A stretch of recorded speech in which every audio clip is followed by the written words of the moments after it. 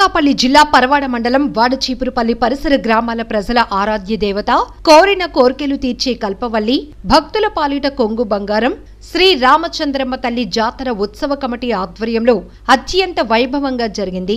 వేల సంఖ్యలో భక్తులు అమ్మవారి దర్శనానికి పోటెత్తారు.